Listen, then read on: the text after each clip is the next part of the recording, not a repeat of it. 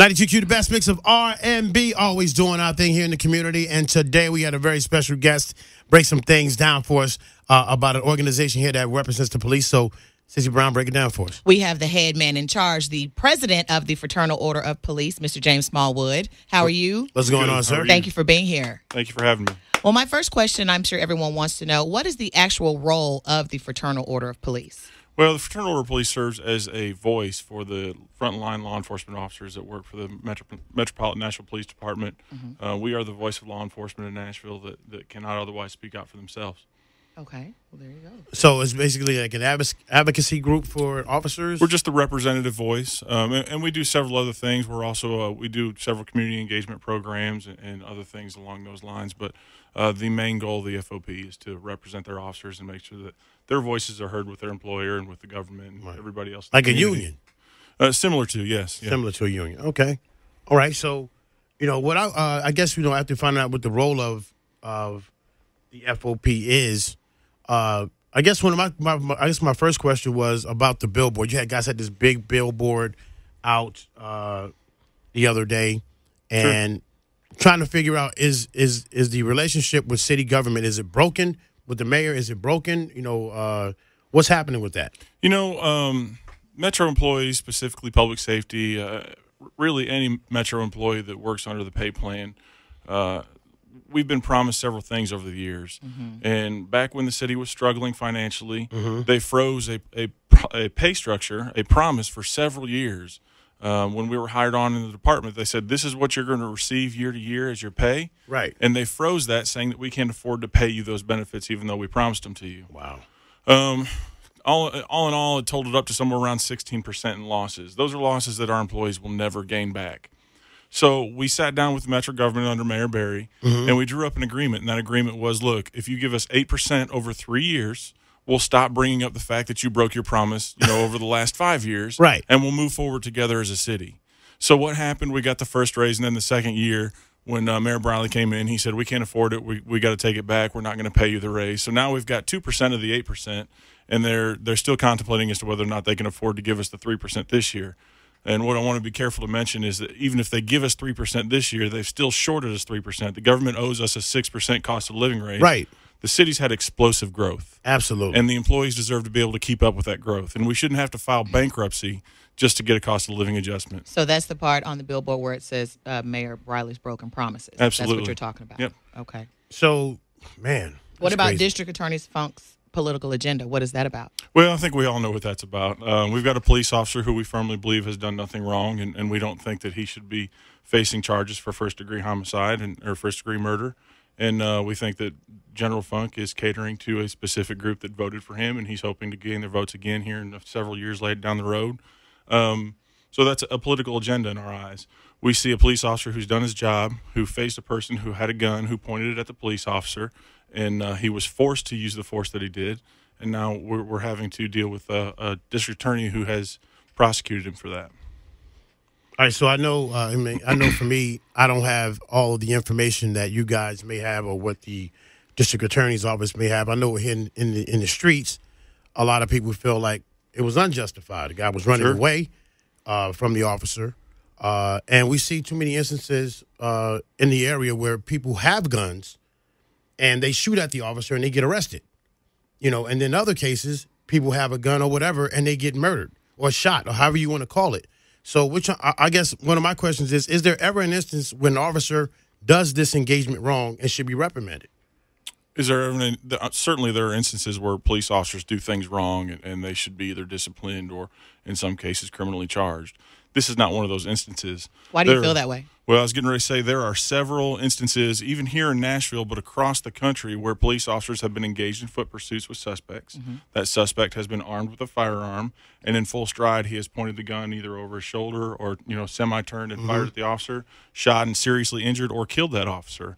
So when you're presented with that confrontation and you give an individual several opportunities to drop a weapon and he refuses, and then he begins to turn and blade his body to you, you've got that indication that something next is going to be somebody shooting a gun at you. He'd already had the gun pointed at him once. He already felt like his life was in danger. Mr. Hambrick had started to turn. Officer Delkey reacted. So let me ask you this. Sure. If he felt like his life was in danger, why did he chase him? Well, we don't have the convenience of disengaging, suspects that were wanted for serious crimes or maybe involved in some sort of felonious, whatever you want to call what they were doing. Activities. Thank you. Police officers are tasked with doing some of the things that nobody else in the community wants to. We have to engage when we see serious crimes occurring, and we can't just stop chasing somebody because they're dangerous, because they present a danger to the community at large. So police officers step in and they protect the community by putting themselves in between the community and that danger. But that doesn't mean that we have to be harmed first in order for us to react and make sure that we're protected, because we want to go home at the end of every shift as well. Absolutely. Right, everybody wants to go home. Definitely understand that. And I don't have all of the engagement materials and what have you that the lawyers and the people that are going to be fighting in court, what they have. I guess the perception, though, and this is something that we all fight.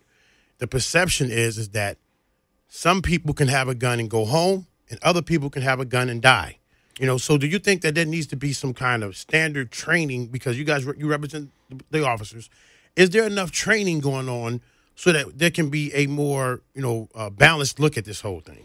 Well, and we have to keep in mind that every situation is fluid. And I know one that I interviewed on yesterday, a comparison was the Waffle House shooter. Well, he shot 4 people, but the police didn't shoot him. And the difference there is that man surrendered to police without a gun in his hand. He gave himself up. And he complied with all the commands, where in this situation we're facing, that didn't happen. He had a gun in his hands. He refused multiple commands to drop the gun. So you're dealing with 2 different situations, and every situation is fluid. Should there be more training? Absolutely. FOP is 100% behind training our officers more. We invest money in training. We hosted a training seminar yesterday for our officers out of the FOP's dime, because we believe in training. We believe that makes them more professional officer. I will say that the police department here in Nashville trains twice what the state minimum standard is. They have 1,000 hours of training before they hit the ground, and then they get 40 hours of additional training every year. But training costs money, and we just talked about how the city doesn't have any money to pay their officers. Right. They certainly don't have enough money to increase the training, because we would have to increase staffing. We'd have to increase all kinds of different things to make sure that we could get more training in. While we would love to, somebody's got to help us fund that. So are the officers prepared when they hit the street after leaving the academy?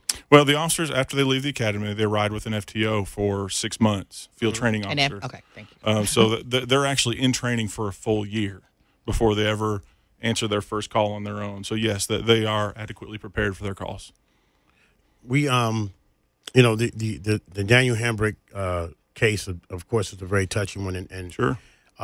We've seen, even since then, like there was a situation, I believe it was Madison, where an officer was engaged with a young man. They were trying to do something with a bail bondsman, and the bond person and the officer were shot at, and they arrested this guy.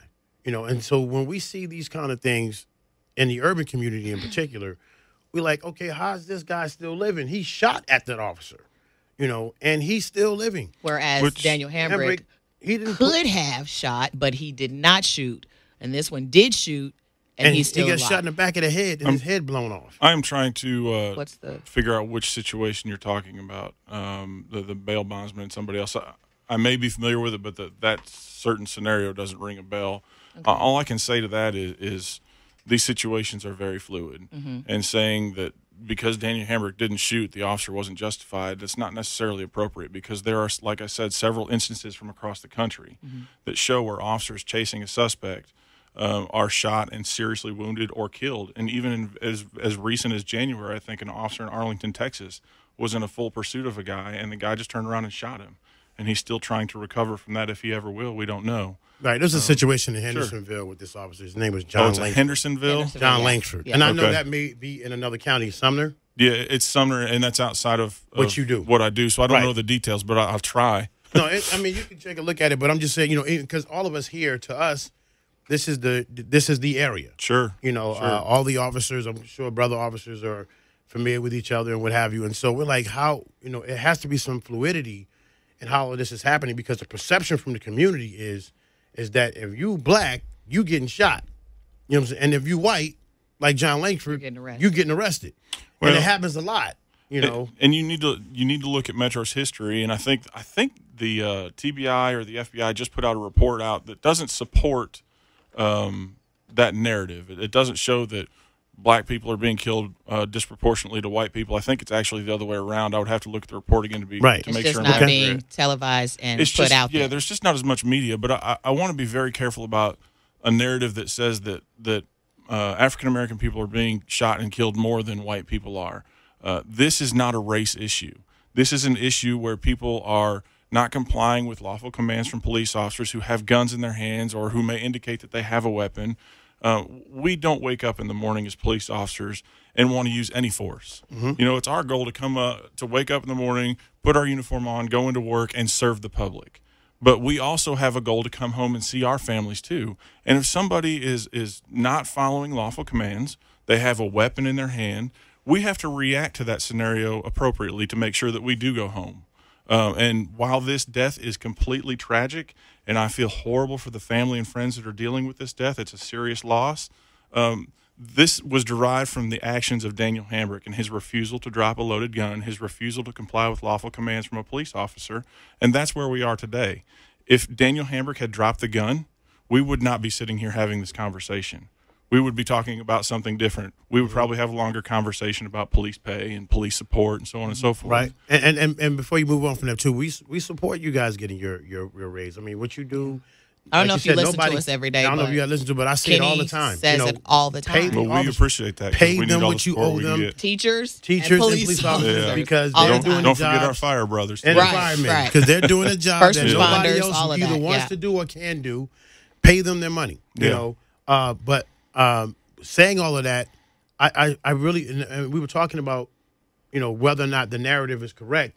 I started out by saying it's a perception. Yeah. We have a perception problem. I won't disagree and we have to get to the root of that perception problem, whether it's talking about the facts or officers coming in and engaging more with the civic leaders. Something has to change that narrative because it is serious out here in these streets, and not just Nashville, all over the country. Yeah. And every time something happens, we go, see, here it is again. Here's the unfairness again. And you know, I don't disagree with you that there's a misperception in the community versus, you know, where police officers are seen doing something that may not actually be right because it's misperceived. The FOP is actually working towards a goal that will help us repair that misperception. We think that police officers need to be more engaged in their community. We are working on a program that I wish I could tell you about today, but I don't have all the details hammered out, that we hope will help our police officers bridge that gap, that will help that perception kind of blend with our community so that we can build positive relationships with our community members, with our faith-based leaders, so that our community can get to know who the police officers are and understand that, no, this perception that is based in race is not real. These officers are good people. They have families. They go to church. They're upstanding members of the community, and they want to serve us every single day, so that when you see this controversial issue on TV, you'll wait for the facts. That's all we ask people to do, is wait for all the facts before you draw a conclusion. And that's some of the reason why I'm not really chiming in too deep on Hambrick, because I don't know all of it. Right. What I do know is how people feel about it. Sure. And, you know, and as a saying in my business, it's not what you say, it's how you make people feel. Right. You know, and how people feel is that it's wrong, that the officers are being heavy-handed in our communities, that things are happening unevenly within our community, and that no one's doing anything to address it. Perception or reality. You know, because they're going to be people that are going to challenge me even in the conversation that we're having. You should have said this and you should have said that. You know, but we're going to let the case, you know, take its course. But I really think the officers, one, should know that, you know, we're not like anti-police or we don't want officers. No, we got to have law and order. We got to have, you know, things going right in our communities. And when something bad happens, we need somebody to call to say, hey, come take care of this for us. You know, we're not trying to say that at all. What we're saying is that we have to have a better dialogue and a better perception shift. This is just going to get worse and worse, and unfortunately, it's probably going to happen again, where an officer is going to have to draw his gun and make a decision. Yeah, we want that decision to be like, you know what? Yeah, he had to do that. It doesn't have to be, you know, it had to be that way. Not like, oh man, they shooting another brother, man. You know, and it just keeps going on. And I hear it because I run other stations in other markets. Yeah, absolutely. And it's the same narrative. Yeah, you know, and then sometimes the FOP can come off like sometimes when there was some of the narrative that was going on with it was almost seemed like you were getting the blue flu, like, we're not coming, or we're going to quit and go to Goodlettsville. We're going to quit and go to Smyrna. We're going to quit and go to, what I'm saying, some other department that we don't want to work for, this department anymore. And I'm like, well, that's the bad attitude too. Well, so let me address that. The FOP strongly encourages its members to come to work every day. We've never said, hey, let's do a blue flu. Now, I'm not going to say that some officers or people don't think that that's appropriate. There are people out there who have mentioned it. We said, no, that's not what we're going to do. No. We're going to continue to come to work every day. We're going to continue to serve our community every single day and do the best job that we can. But concerns that the city should have, our officers are going home to their families, and their families are sitting down, and they are making that conscious decision as to whether or not they want to continue to work in this environment that has become hostile, that has become an environment of broken promises. And they're going, you know what? It's not worth the menial salary that we earn. It's not worth the stressors on my life. It's not worth dragging my family through the mud. And I don't want to be the guy tomorrow who did exactly what he was trained to do and be facing jail time on the other end of that. So they're making that conscious decision to go, you know what, I've got to walk away from this city because we don't have the support we need right now. Okay. We are encouraging our officers, come to work. Please come to work. Please do your job every day.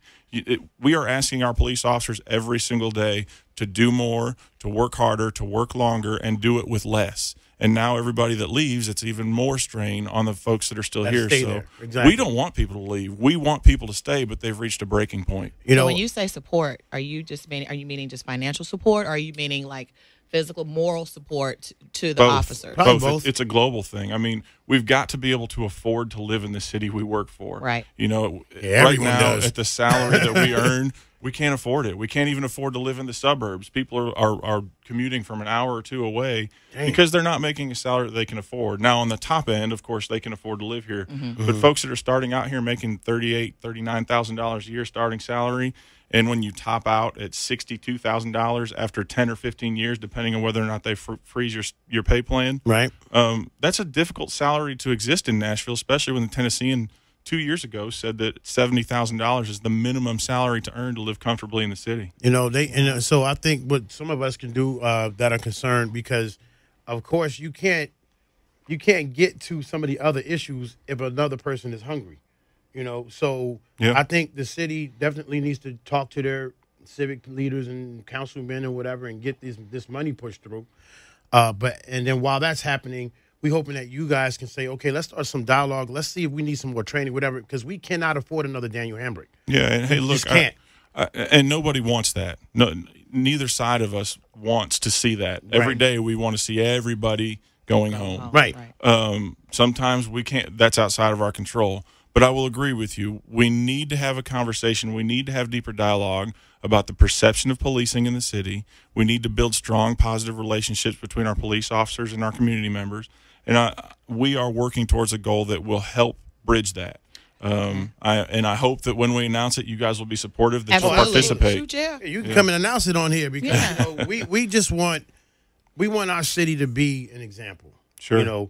I think with the community oversight board, and what they were trying to do with that, or I don't know what's going to happen with it now. Of course, it's in the legislature at this point. Yeah, it's in the legislature. But to try to be an example of accountability for everybody, try to be an example of how you can live in a big city and survive and not have to dodge crime all over the place and drugs and terror all over the place. Try to be an example city. So we want to announce that. We want to make the bridge. If we can, definitely use 92Q for that. We would appreciate the opportunity. And, like when you're talking about the perception of everything, the perception right now is, oh, here comes the police. Let me pull out my phone. Let me record what's going on. So my question to you is, do you think that civilians should have the right to do that? Because there are some states that are trying to make video with the police interaction against the law. Do you think that that's fair? Do I think that the law is fair? That it should go into law, that you cannot? No. If you want to videotape an encounter between a police officer and yourself or another community member, that's fine. So when the cop is telling you to stop as you're videoing and they don't stop, is that against the law? No, absolutely not. The only caveat I would put in there is if you are compromising that officer's safety. For instance, if you're in the car and you're videotaping, fine, videotape. Right. But you're not going to put that camera in front of my face so that I can't see what your hands are doing. Gotcha. Our safety, your safety, is premium. Okay, yeah, that's fair. So, but no, videotape us, and you know what? And don't stick We're your gonna have arm cameras all in hanging there on us when the cop is trying to put the cuffs on somebody and sticking your arm in the way. Yeah, You yeah. can't, don't impede the officer. I mean, that just makes sense. Yeah, Yeah. and here to very me. soon we're gonna have cameras hanging on us. That was my next Next question. question. When taking is so that? long? I When is don't that know. going to happen? You Are you know? guys? Is the 20 FOP months. in support of the body cams? There's only two things that we've said about the cameras. Okay. One is if you're going to equip us, please equip us with the best technology available. Yes. And equip every officer that works for the police department. Yes. Because you're not going to equip just the proactive unit and then use that to spin a narrative or an agenda. We want every officer to have that tool. I agree. Two, we're worried about the economic impact on our employees. If we can't afford to pay the bills now, how can we afford to buy a $15, $20, $30, $40 million project that's going to continue to grow year after year? Those are the only concerns. And they're going to break, and you're going to have to replace them. So Correct. there's all and of that. It's kind of like printers. Hewlett Packard sells you a printer for $20. Right. But then the ink's $100 a cartridge. Right. Yep. It's the same with cameras. You can That's buy a camera fairly inexpensive. It's all the data storage that costs money. Right. And the more we go with this, the longer it takes, the more data we're going to have to store. So that's the big expense. We are saying absolutely give us cameras. It's going to exonerate our officers. It's going to show us doing the right thing every single day. We have no control over how long it takes that process to get through city government. And people keep wanting to say it's us, but it's not. And if it doesn't exonerate the officers, so be it. Hey, that's what it's there for. Okay. That's fair to me. It's fair to me too. Y'all know me. I'm the guy about fair. Hey, this guy does something, he go to jail. This guy does something, this happens. Everybody gets the same thing across the board. And definitely the safety of the officers, definitely want them to get paid. We just want it to just be an all-around-the-board good thing, man. And I appreciate you coming in and sharing with us because some people need to hear you say absolutely. I'm glad to be here today. And you as the president, it starts at the top, and definitely hope you're piping that down to the guys on the ground. Well, as the president for the FOP, it starts at the bottom and comes up. So It comes up to you. Huh? they get to the tell other way. me what to say. Well, we appreciate you coming in, man, and sharing with us either way, man. And anytime, and let us know when that project is on the way. Absolutely. Thank you James for having me. Smallwood, James Fraternal Smallwood. Order of Police President. Thank you, sir.